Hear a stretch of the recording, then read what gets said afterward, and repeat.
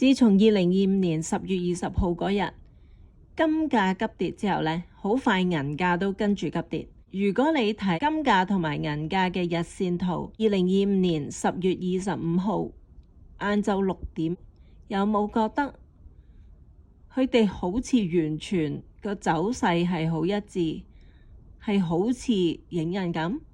呢一個係4個鐘頭之後10月25號夜晚10點嘅金價同埋白銀價，佢反彈嘅時候嗰個 pattern 係完全接近 identical 嘅，係一模一樣嘅。跟住就係幾日後喺28號，亦都係有呢個傾向啦。金價同埋白銀價佢反彈，佢就一齊反彈，跟住跌，跟住中間有一個好微型嘅反彈，跟住佢又係好似係去到某一個幅度就再向下跌，係咪？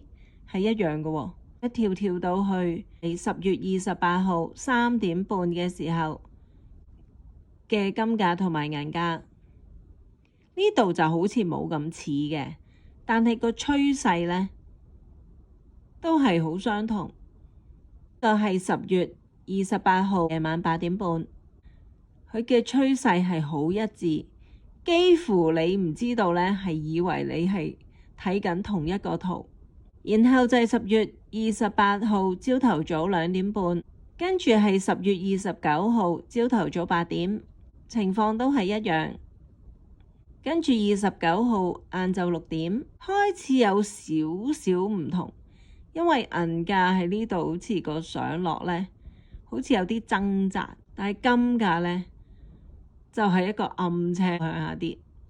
跟住就係10月29號晏晝差唔多1點45分，細微嘅地方呢開始冇咁相似嘅，個趨勢都好似一齊上一齊落。呢個就係10月30號朝頭早10點半，係趨勢亦都係一樣喎。佢幾時上幾時落都係好似，係咪？跟住最後就係10月31號，即係啱啱啦。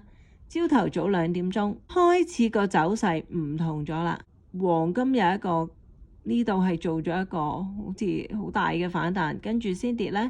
白銀呢就係冇嘅，走勢開始唔似樣啦。金價同埋銀價走勢嘅相似，喺過去呢10日，自從急跌嗰日開始啦，都有呢個情況。雖然我冇做一個好有系統性嘅觀察，但係我耐唔耐望下金價又望下銀價嘅時候呢，我就發現到有呢個現象。喺現代，黃金被理解為係一個儲備性質嘅貴金屬，而白銀就係投資同埋工業用途。所以當專家學者一啲有權威嘅人去分析黃金同埋白銀嘅走勢呢，都係用唔同嘅基礎。黃金嘅走勢同美元指數同息率係咪真係有直接關係？如果係嘅話，點解白銀又會跟埋佢一齊上落？如果主要影響白銀價格嘅真係佢嘅工業性嘅需求，點解黃金嘅走勢又同佢一樣？黃金同埋白銀一個平一個貴，一個係愛嚟儲備，一個係愛嚟用。但係如果大家睇到佢哋兩樣嘢之間嘅共通點，就係喺人類歷史入邊，佢哋都係扮演住貨幣嘅角色。黃金同白銀都係永恆，容易量度，我哋好熟悉，而且更加係有限嘅天然資源。要開採黃金同埋白銀本身已經要耗用好多金錢，本身佢就已經代表咗開採佢嘅成本。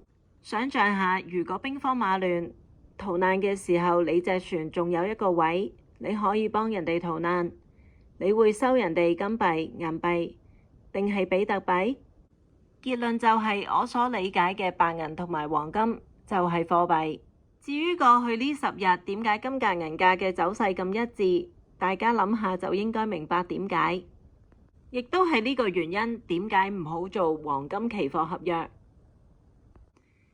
有人問我喺金價同埋銀價升得咁高嘅時候點解唔獲利，我就咁樣答佢哋，我都好想獲利，但係揸住咗啲錢之後，跟住又點呢？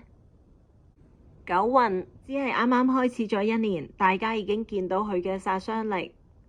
如果仲用過去嗰8個運嘅思維模式去應付九運嘅挑戰，我相信應該係行唔通。喺九運入邊，唔好妄想反敗為勝，可以保存到部分資產已經算贏，因為喺時機到嘅時候，呢啲就係你逆風翻盤嘅種子。希望你鍾意呢個 video，請你 like 呢個 video同 subscribe 我 channel，多謝。